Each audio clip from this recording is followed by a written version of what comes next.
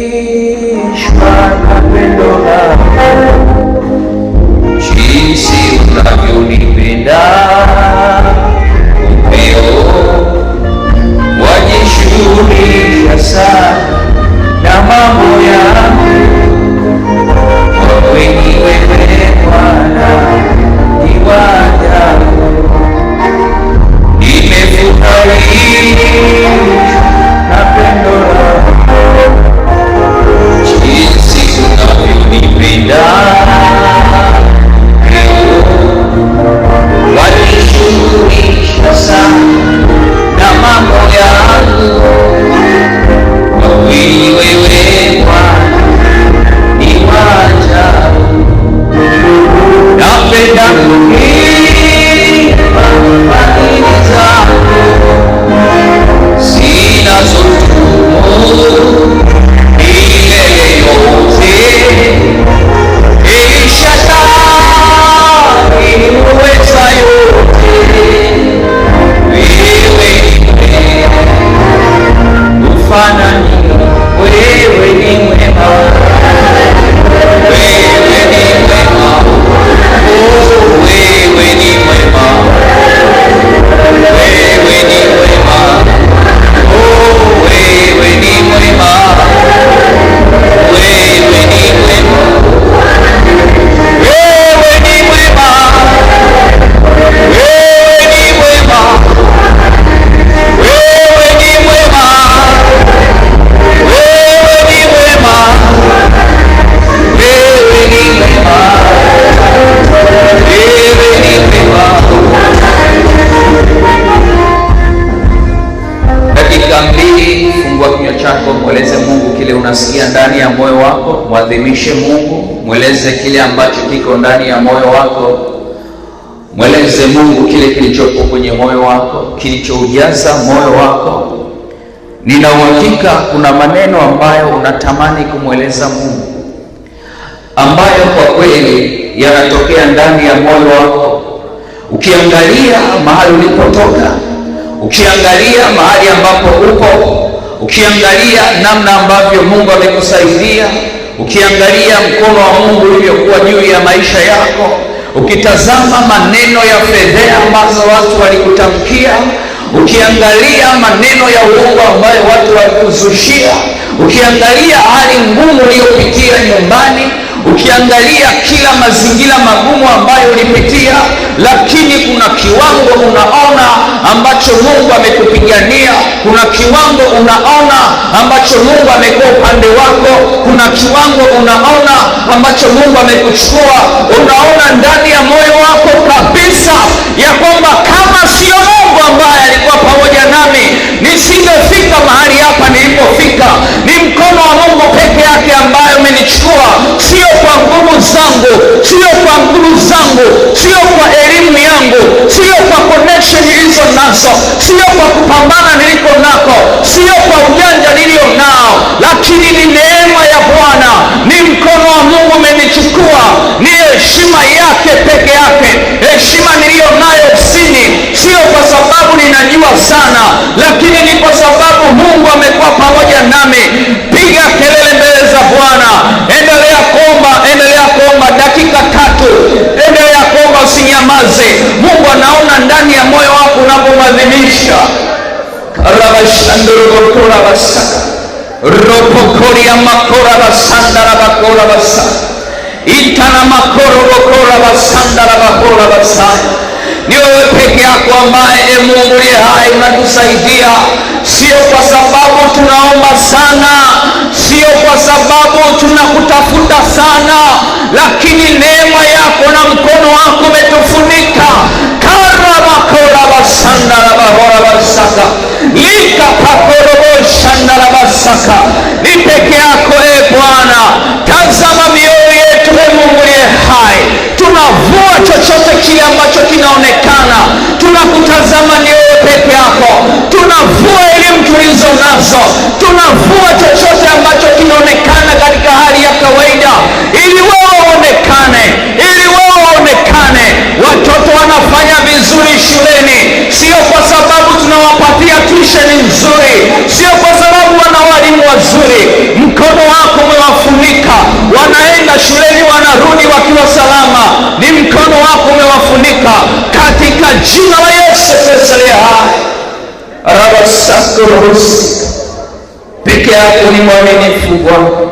Asante kwa rehema zako Kristo, asante kwa upendo wako Bwana. Tunakutukuza Kristo, katika jina la Yesu Kristo aliye hai, na wote tuseme amen. Unaweza kuketi kwenye uwepo wa Bwana, mtu wa Mungu.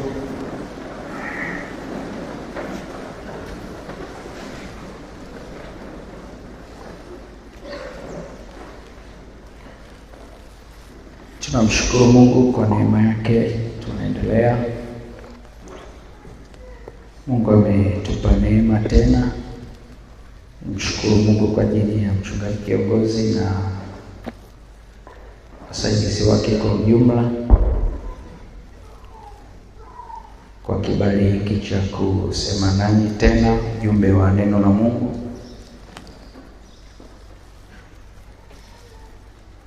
Tumekuwa na maendelezo ya maombi ambayo tunayokuwa nayo asubuhi na jioni. Ninaomba uniruhusu kwa dakika kidogo, lakini sio kidogo sana, kukutazamisha vipengele viwili kama sio vitatu.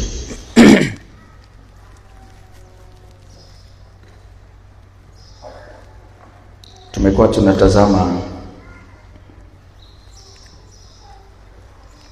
somo lenye kichwa kinachosema inachofanya neema ya Mungu juu yako. Inachofanya neema ya Mungu juu yako.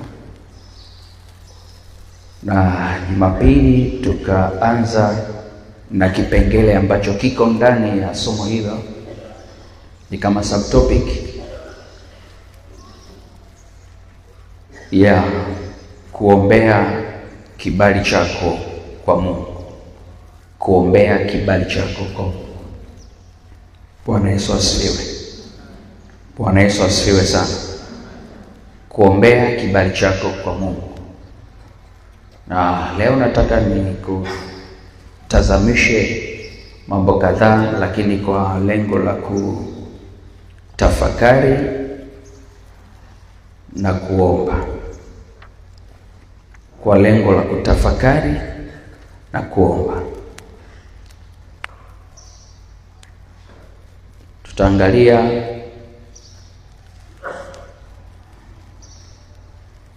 kipengele kinachosema mashambulizi ya roho ya uongo dhidi ya kibali chako ili usiaminike. Mashambulizi ya roho ya uongo dhidi ya kibali chako ili usiaminike.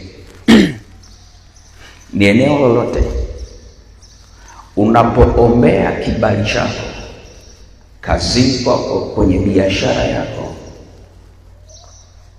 nyumbani kwako, muhimu sana ujue ya kwamba kibali cha Mungu kinavyozidi sana, nyuma yake kuna roho ya adui ya uongo kwa ajili ya kushambulia kibali chako kutoka kwa Mungu ili usiaminike. Kumbuka, kibali cha Mungu, kibali cha Mungu kinakutengenezea mazingira ya kukubalika, mazingira ya kuaminika, mazingira ya kusikilizwa, mazingira ya kuheshimika. Kwa hiyo shetani anachokifanya, anatengeneza mazingira nyuma ya kibali cha Mungu juu yako ili akichafue usiaminike tena. Bwana Yesu asifiwe. Bwana Yesu asifiwe.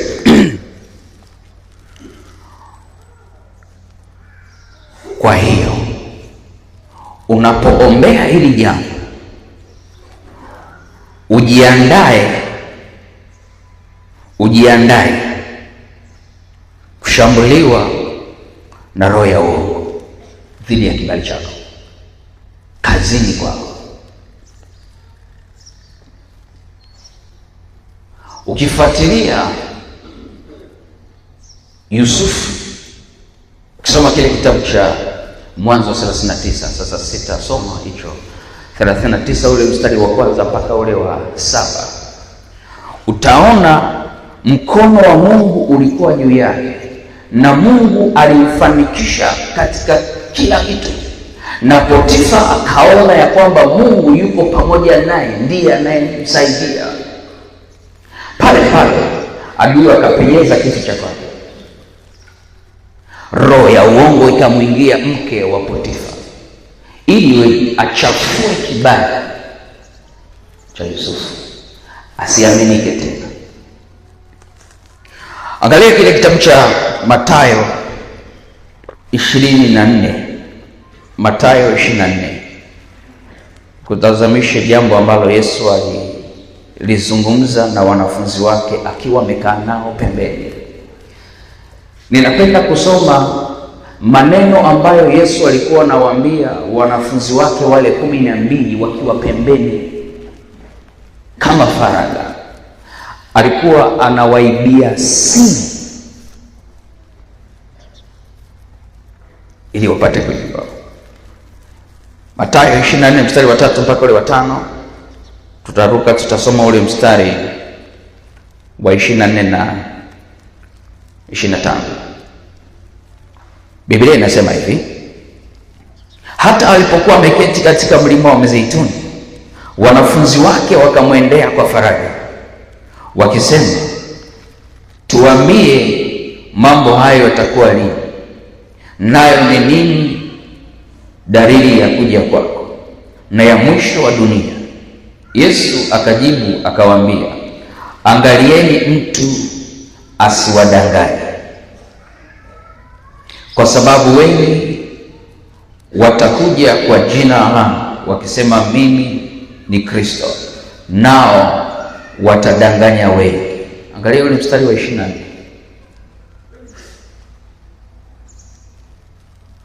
Kwa maana watatokea makristo wa uongo na manabii wa uongo, nao watatoa ishara kubwa na maajabu, wapate kuwapoteza kama yamkini hata walio wateule.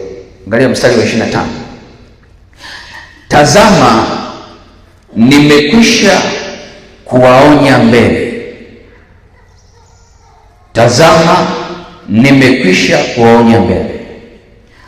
Manake, angalieni, nimekwisha kuwawekea angalizo.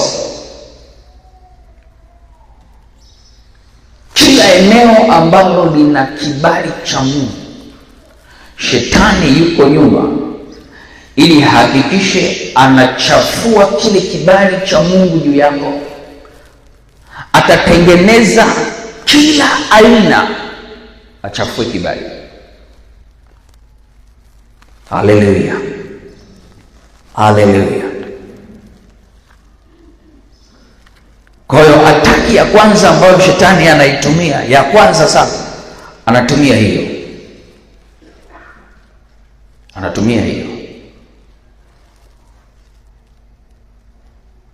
Tuangalie hekima ya kwanza ya kushughulika na mashambulizi ya roho ya uongo dhidi ya kibali chako ili usiaminike. Hekima ya kwanza, unafanyaje? Unaombaje? Hekima ya kwanza, jifunze kwenye Biblia. Jifunze kwenye Biblia kufunga vinywa vya uongo. Jifunze kwenye Biblia kufunga vinywa vya uongo na kufungua vinywa vya kweli dhidi ya kibali chako.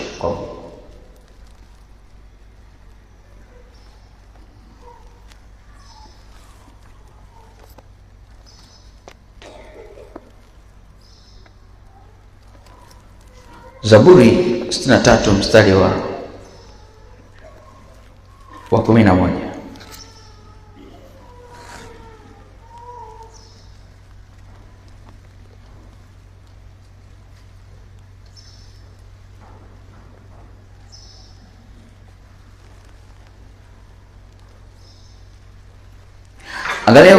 Angalia ule mstari wa 9. Tuanzie mstari wa 9 mpaka 11.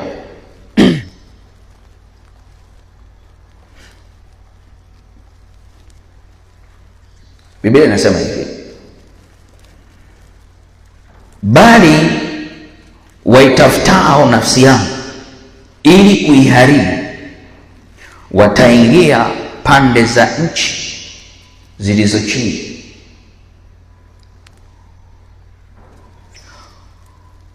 watatolewa wafe kwa nguvu za upanga, watakuwa riziki za mbwa mwitu. Angalia mstari wa 11. Bali mfalme atamfurahia Mungu, kila apaye kwa yeye atashangilia, kwa maana vinywa vya waongo vitafungwa.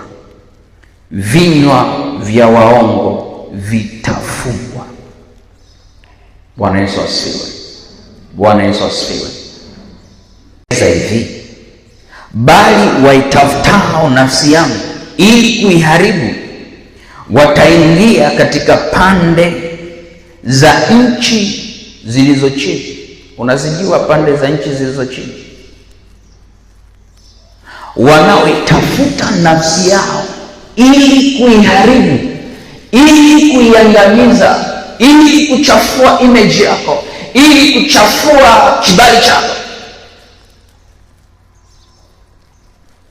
Na unajua kwenye katiba ya Jamhuri ya Muungano wa Tanzania kuna kipengele ambacho mtu akikuchafua unaruhusiwa kumpeleka mahakamani, kwa sababu amechafua image yako, amechafua kibali chako, amechafua ili usiaminike tena. Kwenye katiba kipo. Bwana asifiwe. Sasa mimi nakufundisha katiba ya Jamhuri ya Muungano wa Mbinguni. Inasema hivi: bali waitafutao nafsi yangu ili kuiharibu wataingia katika pande za nchi zilizo chini. Si unajua wale ambao walikuwa wanapinga kibali cha Haruni na Musa walielekea wapi? Ardhi ilifunguka ikawameza. Bwana Yesu asifiwe. Bwana Yesu asifiwe. Kwa nini? Ni principle ya Mungu. Unaposhambuliwa kwenye kibali chako, kuna maandiko yanayokusaidia uingie kwa maombi. Bwana Yesu asifiwe sana. Bwana Yesu asifiwe. Na napozungumza ya kwamba kwa maana vinywa vya waongo vitafungwa, kuna maombi ambayo unayatumia kwa ajili ya kufunga vinywa vya waongo wanaonena vibaya. Unajua taarifa mbaya zinasambaa haraka sana kuliko taarifa njema, na adui ana namna ambavyo anahakikisha taarifa mbaya zinaenea haraka sana, lakini taarifa nzuri huoni zikienea haraka sana. Taarifa nzuri za kumtukuza Mungu huoni zikienea haraka sana, lakini taarifa mbaya zinaweza zikapewa mpaka airtime ya kuruka hewani kwa ajili ya kuchafua image ya mtu asiaminike kabisa. Kuna mtu mmoja hapa Tanzania aliwahi kumpeleka mtu mwingine mahakamani kwamba amechafua image yake, na mahakama ikatoa hukumu. Alitakiwa alipe sijui bilioni ngapi alipwe, kwa sababu tu amechafuliwa, yani amechafuliwa. Sasa kwenye ulimwengu wa kiroho, ukichafuliwa kuna namna unajisikia vibaya ndani ya moyo wako. Sasa mbinu ya kwanza unafunga vinywa vya waongo, ili yale maneno ambayo yanaendelea kusambaa yafutike kwenye mioyo ya watu, yaishe. Na the moment unaanza kufanya hivyo, ile hali inafutika kabisa, inapotea.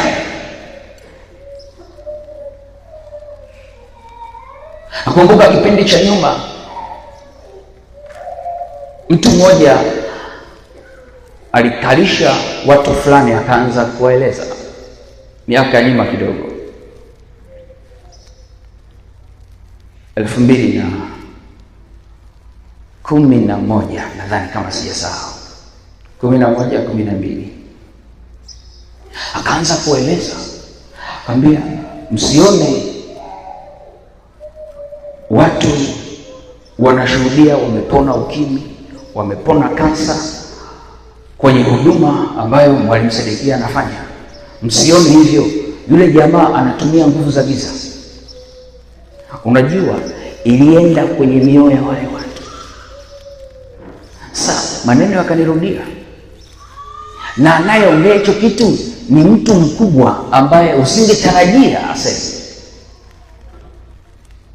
Na shetani anahakikisha anapitisha maneno kwa mtu ambaye ana nafasi, ana heshima, anasikilizwa. Akapitisha. Nikamtafuta mtumishi mmoja, nisema, baba, kuna kitu kimeniumiza sana. Nikamweleza yule mtumishi. Akaniambia, hicho kimetokea, usipate shida.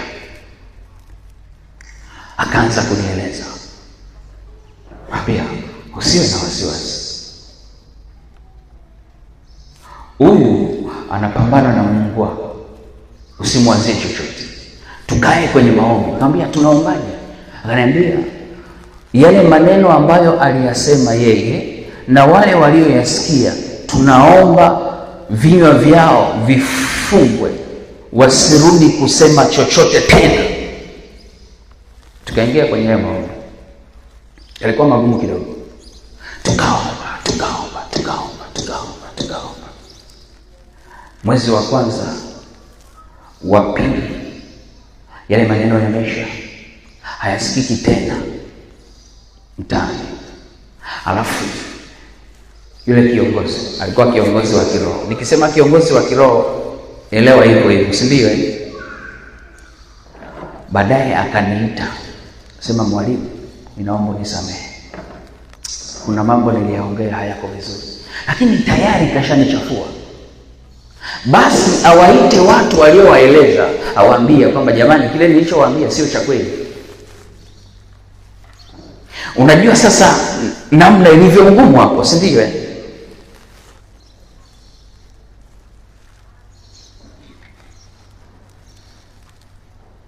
Ile hali ikapotea. Baadaye yule mtu alipata shida kidogo, sitaki kuelezea ile iliyotokea.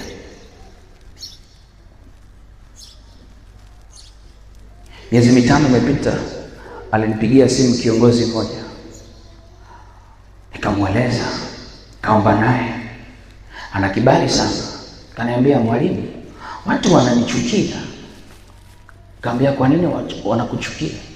Akasema, sijui, ila nahisi kwa sababu ya kibali. Asema, kwa sababu ya hili ni kibali nilicho nacho, ni bilionea. Nikaomba naye. Baada ya mwezi mmoja nikamtafuta, nikamwambia, hakikisha unakuwa makini na watu ambao unawafurahia ni rafiki zako. Nikamwambia, Mungu ameniambia nikuombee, kuna roho ya mauti juu yako,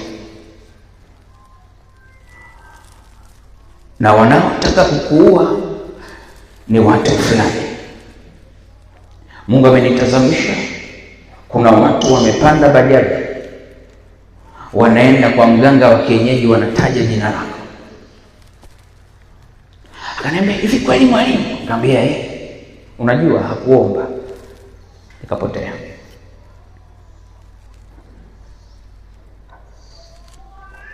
Baada ya wiki moja akamtafuta mtumishi mmoja kutoka kwenye usharika mmoja, akamwambia, akamweleza kuna mtu mmoja, akamtajia na jina. Mungu ameniambia uwe naye makini. anataka kukumaliza. Ni mtu wake wa karibu sana. Baada ya wiki mbili akaota ndoto, akaona ameshikiana kisu yeye na mwenzake, baba na mama wameshikiana kisu. Akashtuka.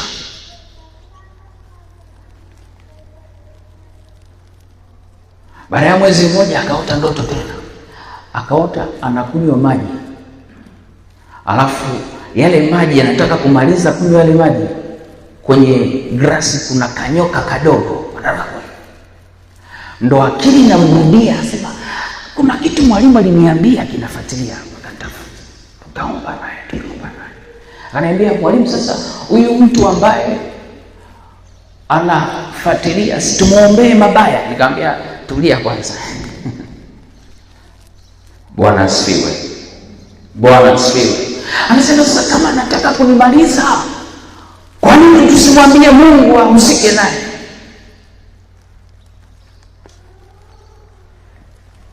Kuna namna Mungu anapokusaidia kwenye kila hatua, anakutengenezea hata namna ya kuingia kwenye maombi. Unaombaje? Bwana asifiwe. Kila tatizo linalotokea unaombaje? Kila tatizo linaloinuka unaombaje? Hakikisha tu ndani ya moyo wako haujioni wewe, umuone Mungu kwenye maisha yako. Usijione wewe, kila hatua, kila eneo usijione wewe, umuone ni Mungu anayekusaidia. Ni protection yako ya kwanza. Funga vinywa vya uongo, fungua vinywa vya kweli vitakavyoshuhudia kweli ya Mungu ndani yako.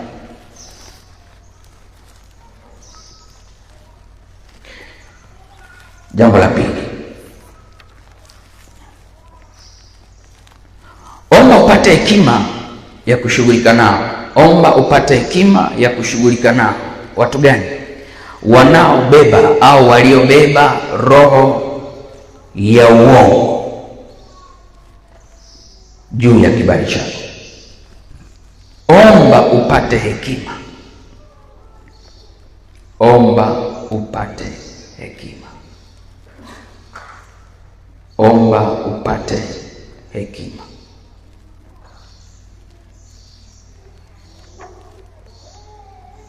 Ile Luka 21, angalia ile Luka 21 ule mstari wa 12. Luka 21 ule mstari wa 12.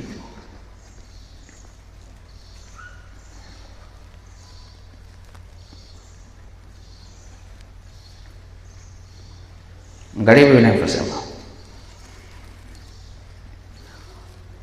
Lakini kabla hayo yote hayajatokea, watawakamata na kuwaudhi, watawapeleka mbele ya masinagogi na kuwaua magerezani. Mkipelekwa mbele ya wafalme na maliwali kwa ajili ya jina langu, na hayo yatakuwa ushuhuda kwenu. Angalia mstari wa 14.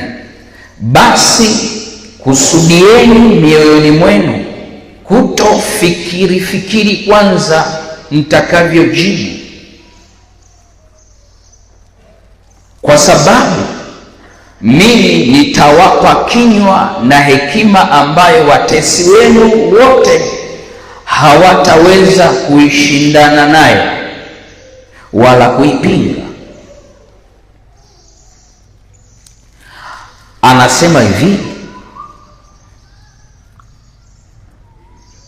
na hayo yatakuwa ushuhuda kwenu.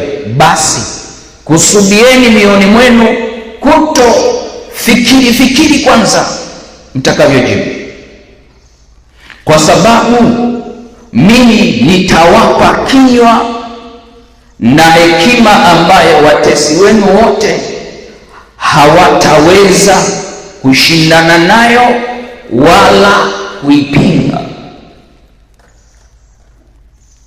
wanainuka kwa ajili ya kibali ulicho nacho, wanatengeneza hila. Hila ni mkakati ambao umekaa kimtego kwa ajili ya kunasa, wakuinulie mashtaka ya uongo. Kwa hiyo Yesu anasema kusudieni moyoni mwenu kutofikiri namna ambavyo utasema. Kosa ambalo tunalifanya hapa, ukikutana na mazingira ya namna hii, unajipanga point utakavyowajibu. Yesu anasema kusudieni moyoni kutofikiri. Saa ile umewekwa pembeni, wamekukalisha, usifikiri utakavyosema. Yesu anasema nitaweka hekima kwenye kinywa chako ambayo hakuna namna ambayo wataweza kupingana nayo wala kuishinda. Hekima ya Mungu inakupa kupiga hatua. Hapa hatukemei, tunasubiri hekima ya Mungu namna ya kuongea. Saa ingine moyoni hausikii chochote cha kujibu, unanyamaza kimya.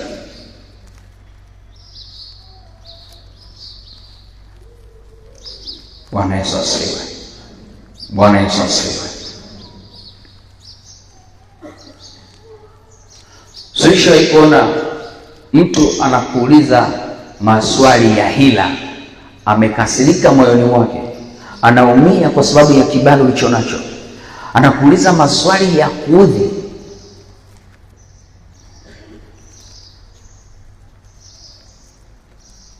Mbona leo umechelewa kufika kazini? Hapana, niliwahi lakini nikakutana na foleni. Kwa hiyo unaona kama mimi sijui, kama kuna foleni. Hapana bosi, kuna kitu kilitokea hivi na hivi. Anajibu tena, kwa hiyo unapingana na mimi, unajibizana na mimi. Hapana, sijibizani na wewe, kwa hiyo unanifanya mimi sijui. Yaani jibu. Yesu anasema msifikiri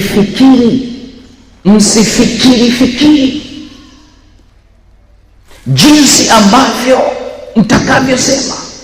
Msifikiri. Mimi nitawapa hekima ambayo hakuna mtu atakayeweza kuishinda.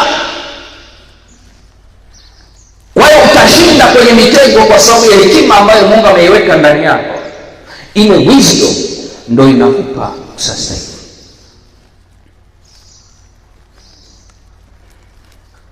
Jambo la tatu na la mwisho, alafu tutaingia kwenye maombi. Jambo la tatu na la mwisho,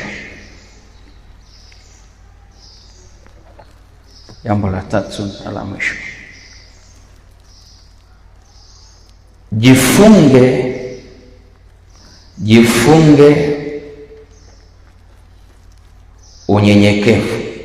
Jifunge unyenyekevu kama vazi. Jifunge unyenyekevu kama vazi, na jifunge unyenyekevu kama silaha.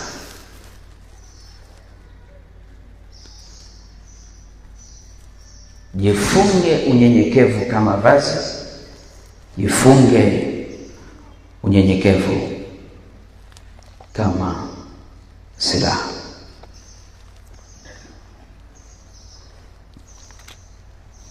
Fungua na mimi kile kitabu cha Mambo ya Nyakati wa Pili. Mambo ya Nyakati wa Pili. Mambo ya Nyakati wa Pili. Mambo ya Nyakati wa Pili.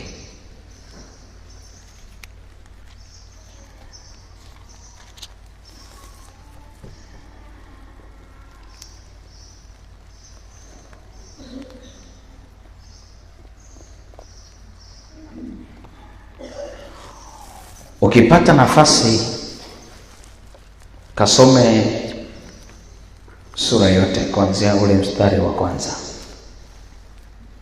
Kasome. unakutana na habari ya Hezekia na mfalme wa Ashuru aliyekuwa anaitwa Senakeribu. Sasa Senakeribu aliinua vita juu ya Hezekia, akaanza kumtukana juu ya Mungu wake, akaanza kumtishia na kumweleza namna ambavyo amejipanga kwa ajili ya kwenda kumpiga, na ataona kama huyo Mungu wa Hezekia atamsaidia. Watu wengi wanaimba kwamba Hezekia aliugua akataka kufa, akaomba Mungu amuongezee miaka, akamwongezea miaka 15, lakini hawaelewi chanzo kilichopelekea Hezekia kaugua. Lakini Hezekia aliona mkono wa Mungu ukiwa juu yake. Angalia ule mstari wa 17.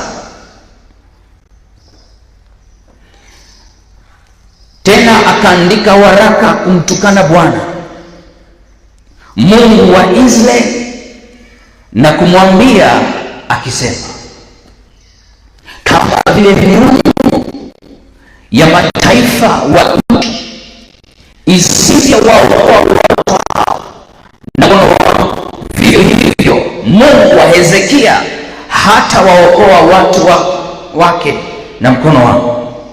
Angalia mstari wa 18. Wakawalilia kwa sauti kuu kwa lugha ya Kiyahudi watu wa Yerusalemu waliokuwako ukutani, ili kuogofisha na kuwafadhaisha hata wapate kutoa mji. Wakamnena Mungu wa Yerusalemu kana kwamba kuitaja miungu ya mataifa wa nchi iliyo kazi ya mikono ya watu. Angalia mstari wa 20. Na kwa ajili ya hayo Hezekia mfalme na Isaya nabii mwana wa Amos wakaomba, wakalia hata mbinguni. Naye Bwana akatuma malaika aliyewakatilia mbali mashujaa wote na majemedari na maakida matuoni mwa mfalme wa Ashuru. Basi akarudia nchi yake mwenye haya ya uso, yaani mfalme Senakeribu. Ndivyo Bwana alivyomwokoa Hezekia na wenyeji wa Yerusalemu na mkono wa Senakeribu mfalme wa Ashuru na mikononi mwa wote, akawaongoza pande zote. Watu wengi walimletea Bwana zawadi huko Yerusalemu na vitu vya thamani kwa Hezekia mfalme wa Yuda. Hata yeye, angalia ule mstari unaofuata, hata yeye akatukuka tangu wakati ule machoni pa mataifa yote. Katika siku hizo Hezekia akaugua, akawa hatari katika habari ya kufa.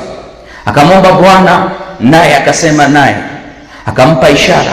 Walakini kadri alivyofadhiliwa Hezekia hakumrudishia vivyo, kwa kuwa moyo wake ulitukuka. Kwa hiyo ikawako hasira juu yake na juu ya Yuda na Yerusalemu. Hata hivyo Hezekia akajinyenyekeza kwa ajili ya huko kutukuka kwa moyo wake, yeye na wenyeji wa Yerusalemu, hata haikuwajia hasira ya Bwana siku za Hezekia.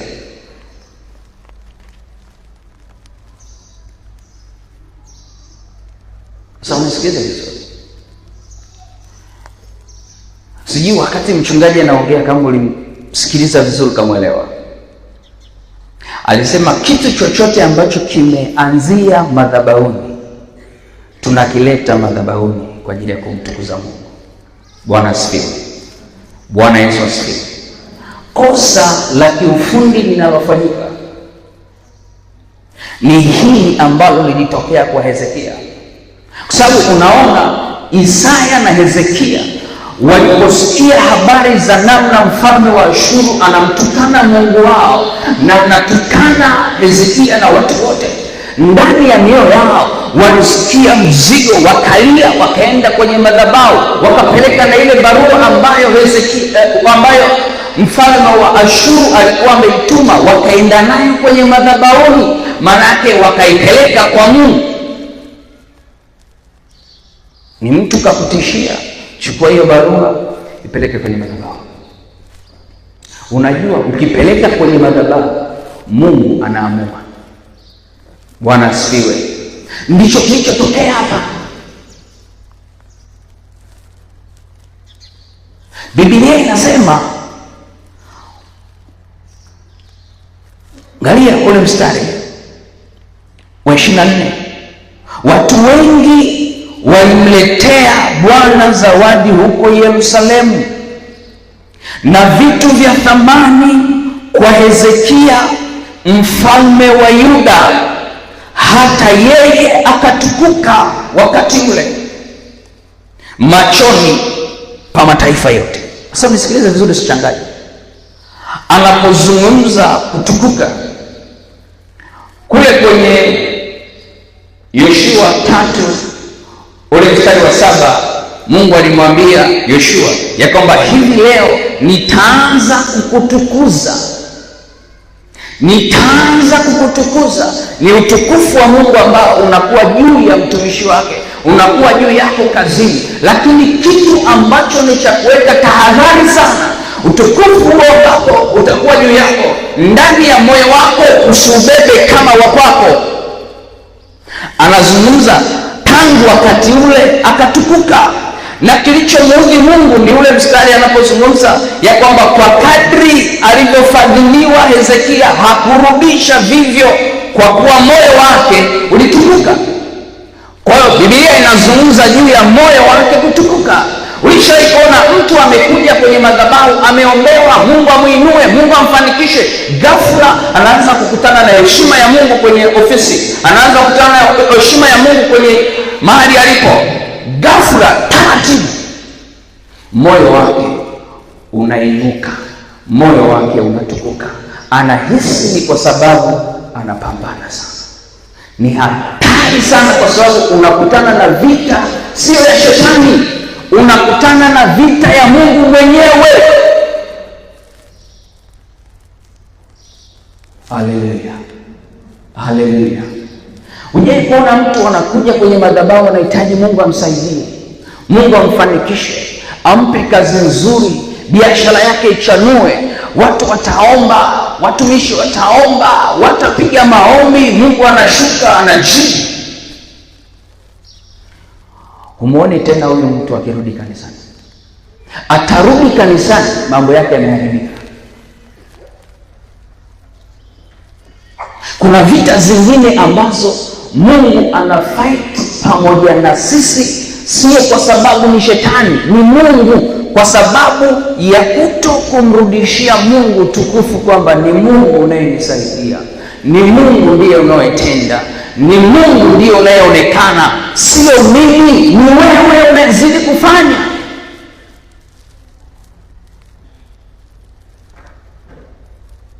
Moja ya dalili ambayo itakufanya ujue kwamba moyo wako umetukuka, huoni kiu ya kumwabudu Mungu na kumtukuza na kumletea sadaka yeye aliyekusaidia.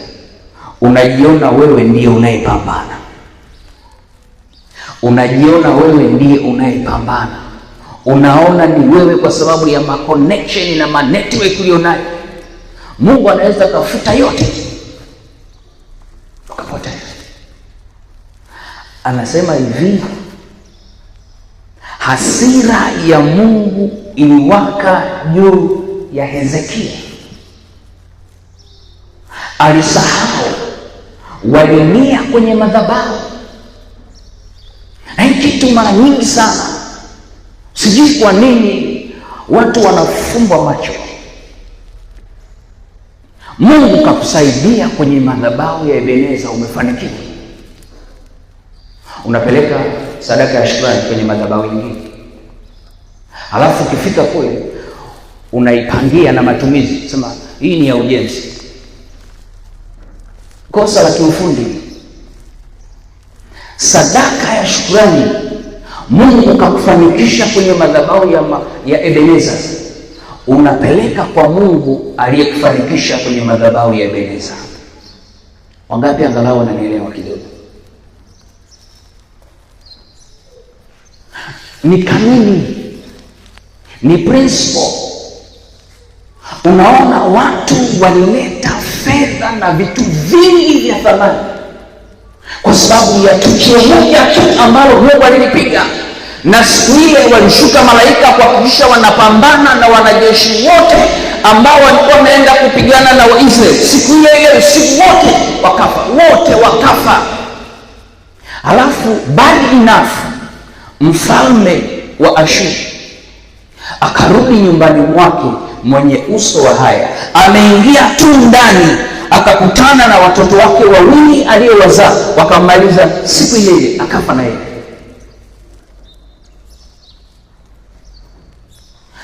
Mungu anaweka upofu. Watoto wakapiga baba, wakihisi wanapiga adui, akafa. Kitu chochote ambacho Mungu ameweka mkono wake, hakikisha unaenda kwenye madhabahu kutoa sadaka yako ya shukrani. Mwambie Mungu asante kwa sababu ni wewe unaendelea kuonekana mahali ambapo umeniweka. Sio mimi, ni wewe. Angalia, wengi wakiinuliwa kiburi, wengi wakisogea kwenye hatua fulani kiburi. Ukimpigia simu hapokei.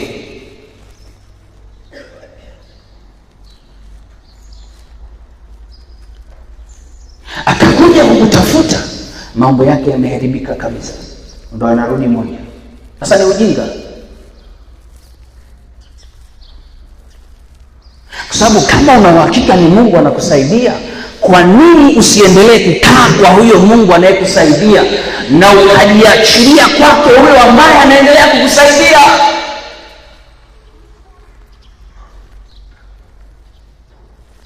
Ukiwa na shida kwa Mungu, muda wote Mungu anakupata. Ukianza kufanikiwa kwa Mungu, hakupati. Kuna kitu kinakosekana.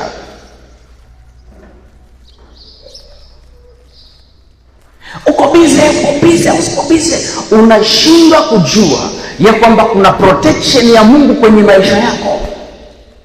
Ndiyo maana hakuna kitu kinaniumiza.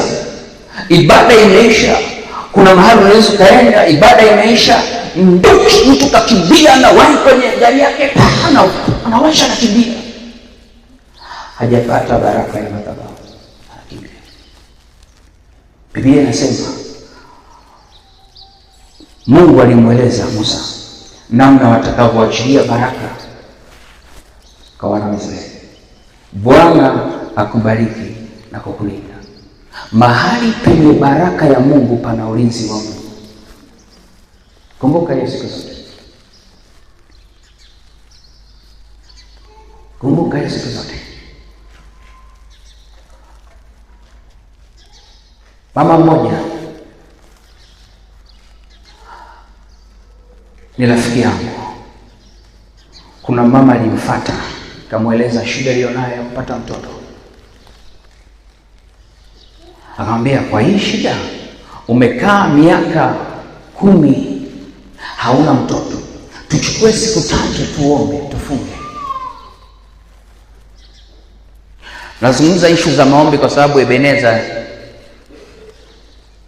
ni sehemu ya maombi sana. Kama hutaki kufunga, Ebeneza inaweza kawa ngumu kwako. Na kuhani ametangaza maombi tayari, si mnajua? Akamwambia siku 3. Wakakaa kwenye maombi siku ya kwanza, ya pili, ya 3. Akamweleza tumshukuru Mungu kwamba amefanya. Baada ya miezi kadhaa, yule mama akabeba ujauzito. Akamwambia mzito, miezi 2, 3, 4, 5, 6, 9. Akajifungua mtoto wa kiume. Akaanza kushangilia. Yule mama Roho Mtakatifu akamsemesha, wachukue tena siku 3 wamshukuru Mungu kwamba Mungu amewajibu. Unajua ni kitu cha kawaida. Hata mzazi wewe ukiwa unampa mtu kitu, anachukua anaondoka, hasemi hata asante, kuna siku atakufuata hata kama una hela hautampa. Utasema hana shukrani, achana naye. Hana shukrani, achana naye. Ambia tuchukue siku 3 tumshukuru Mungu. Yule mama kwa kiburi akamjibu mbovu. Vijana wanasema wa Arusha, akamjibu mbovu. Yule mtumishi akajisikia vibaya. Akamwambia Mungu, angalia nilivyojibiwa na huyu mama. Tulichukua siku 3 kuja kuomba kwako. Watu wengi wanahisi Mungu hasikii.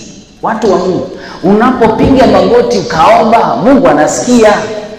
Shida ni kwamba Wakristo kuna kiwango ambacho hawaamini kama Mungu anasikia maombi yao. Ndio maana nikukuuliza kuanzia mwezi wa kwanza mpaka sasa hivi, uliomba maombi gani? Inawezekana hukumbuki ulimuomba Mungu nini. Ndio maana huwezi kawa na ile hali ya kufuatilia kimoja baada ya kingine, unakifuatilia kwa Mungu. Mungu, niliomba hiki, niliomba hiki, niliomba hiki. Akaambia, nyie watumishi najua mna njaa, unataka hela tu ya kula. Njaa, umepambana miaka 10 huna mtoto. Nimepiga magoti siku 3 Mungu amekupa mtoto. Unaona nina njaa? Akaumia. Omba sana mtumishi wa Mungu asiumie kwa ajili yako. Inakula kwako. Ndio maana katika kitu ambacho Mungu ameniwekea ndani, huwa sizoei mtu anaitwa mtu wa Mungu. Simzoei na siko tayari kumzoea. Shida hatupati vitu kutoka kwa watumishi wa Mungu kwa sababu tumefika mahali tumewazoea, ni marafiki. Unamuita baba, unamuita dadi, upati kitu. Kwa nini? Kwa sababu umefika kwenye mazingira ya kumzoea.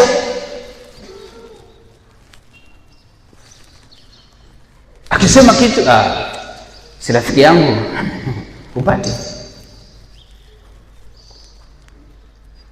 Akaomba, akamwambia Mungu, ona anavyonitukana. Mungu akamwambia, hakutukani wewe, ananitukana mimi. Hakudharau wewe, amenidharau mimi. Unajua kilichotokea? Baada ya wiki moja yule mtoto akafa. Akafa. Na Mungu alifanya vile kumfundisha. Hasa unaweza kufikiri mtu ameteseka miaka 10 hana mtoto, amekuja kupata mtoto, anapoteza kipumbavu, anapoteza kizembe. Kwa sababu kitu chochote ambacho kimepatikana kwenye maombi kinatunzwa kwenye maombi, kinalindwa kwenye maombi. Na ili uendelee kukiona, sadaka yako ya shukrani kwa Mungu ni muhimu. Moja, sadaka ya shukrani inalinda kitu gani? Inalinda moyo wako usiinuke juu ya hiyo baraka ambayo Mungu kakupa. Moyo usiinuke. Ndio maana ni biashara yako imechanua. Peleka sadaka yako kwa Mungu kwa ajili ya biashara yako kuendelea kuchanua. Ni kibali chako kinaendelea kukua kazini kwako, peleka sadaka yako kwa Mungu kwa ajili ya kibali chako kinapoendelea kukua. Kwa nini? Mungu analinda moyo wako usiinuke juu ya hiyo baraka. Analinda pia hizo baraka alizokupatia, ili mkono wa Mungu usiwe juu ya hizo kwa ajili ya kuzifilisi zote zipotee. Utukufu kwake Yesu. Haleluya. Utukufu kwake Yesu. Haleluya. Utukufu kwake Yesu.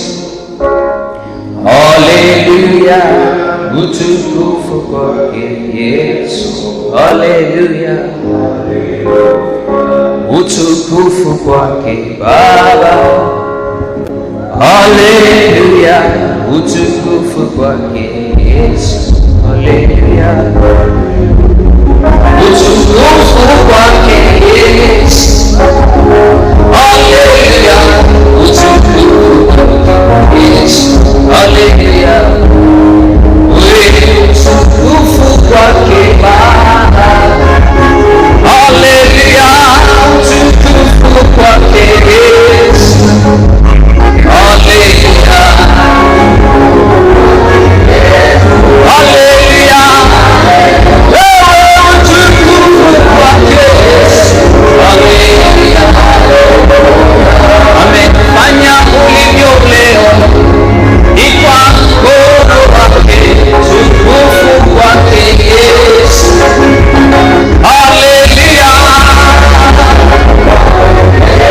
haleluya, Bwana, utukufu kwake Baba. Amekupa familia nzuri. Haleluya, utukufu kwake Baba. Haleluya, kwake Yesu. Utukufu kwake Yesu. Haleluya, amekupa na heshima. Haleluya, utukufu kwake Yesu. Haleluya, haleluya, utukufu kwake Yesu. Haleluya, amekupa na afya njema. Haleluya, utukufu kwake Yesu. Haleluya, Yesu, Yesu. Oh, haleluya, amekupa na mali nyingi. Haleluya, utukufu kwake Yesu. Haleluya, haleluya, utukufu kwake Yesu. Haleluya, ametupa na mahali pazuri pa kuabudia. Utukufu kwake Baba. Haleluya, kwake Yesu, kwake Yesu. Haleluya.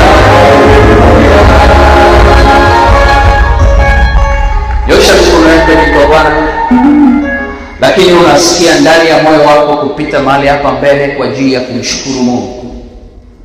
Kwenye kila eneo ambalo unasikia moyoni kumshukuru Mungu, songa mahali hapa mbele. Nimekupitisha kwenye hizi hatua tatu, ni muhimu sana kwa mtu yeyote. Kama unatamani utukufu wa Mungu uwe juu yako, hizi pointi tatu ni muhimu na hautazikwepa. Hautazikwepa. Unaona una furaha, una amani kwenye ndoa yako, usifikirie shetani anafurahia hiyo kitu. Nyuma kuna mtego. Anaweza kainua hata upande wa baba, upande wa mke wako, upande wa mume wako, apitishe ka kitu ambako akikapitisha kale ka kitu, mume wako hakuamini tena, mke wako hakuamini tena. Ni kazini umeinuliwa, una nafasi nzuri sana. Usifikirie hao walio chini yako wanakufurahia, wanafurahia kibali ulicho nacho.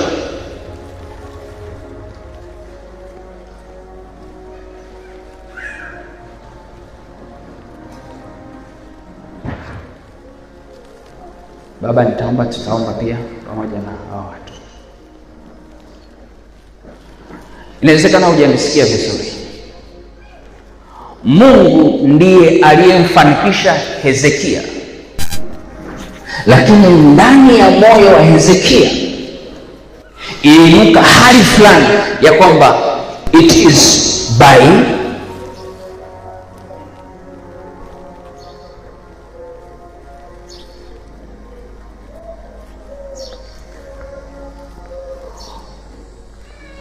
tusogee mbele wote. Uwezi kuelewa kitu haya maombi yanafanya. Watu wengi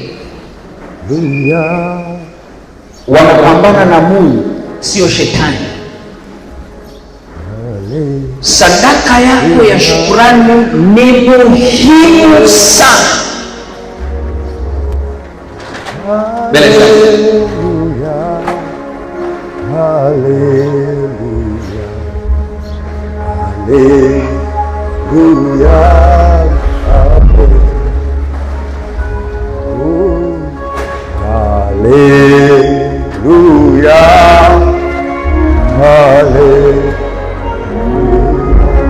Mimina moyo wako kwa Bwana.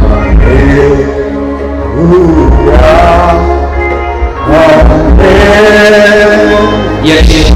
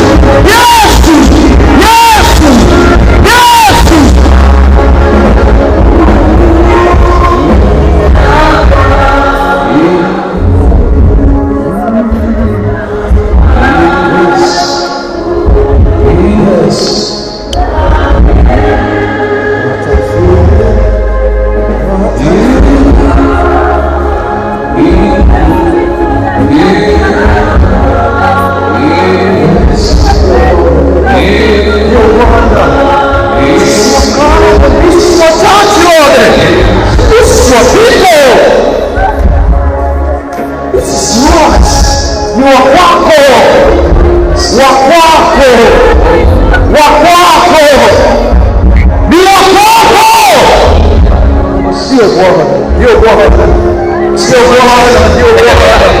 ndio Bwana, ndio Bwana, ndio Bwana, ndio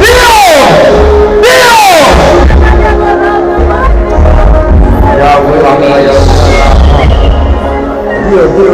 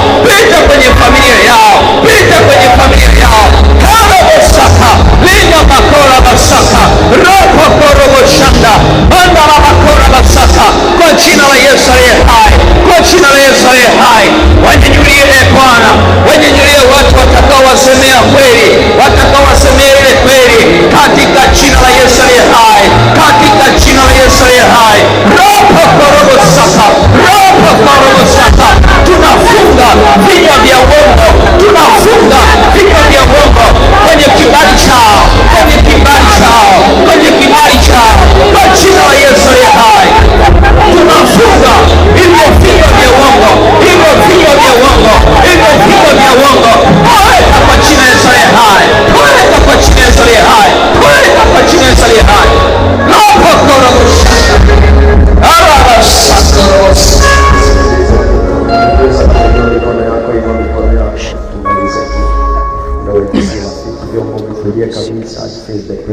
the Lord. Ninafili nguvu ya Mungu ya tofauti hapa.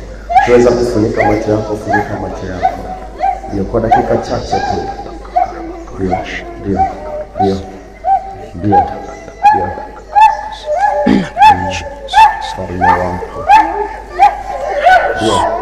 Funika tu macho yako. Roho Mtakatifu ni mwaminifu kabisa. Ndio. Baba,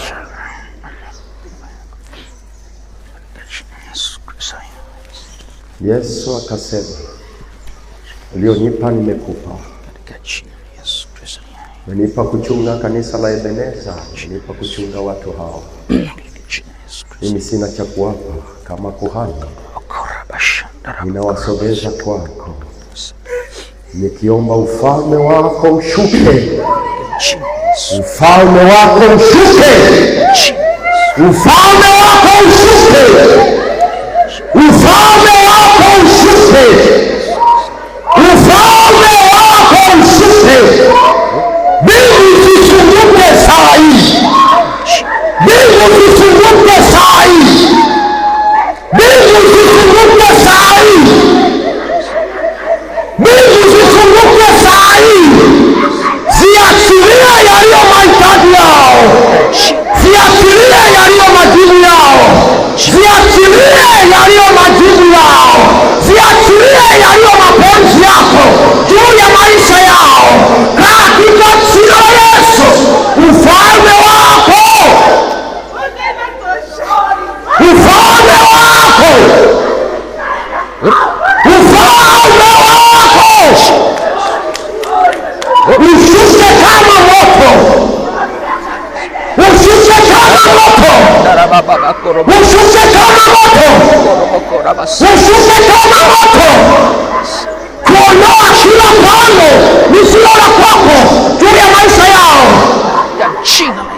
Kuondoa kila pando lisilo la kwako juu ya kazi zao, juu ya biashara, juu ya watoto wao, juu ya uzao, juu ya ndoa zao.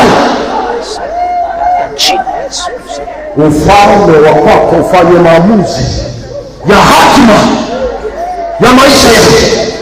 Hatima ya maisha yao. Hatima ya maisha yao. Hatima ya maisha yao. Hatima ya maisha yao.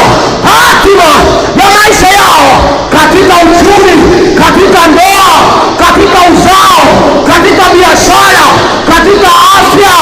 Hatima. Ufalme wako ushuke katikati ya vita. Vita. Vita. Vita. Vita. Vita za kimadhabahu. Vita. Vita zenye uhalali.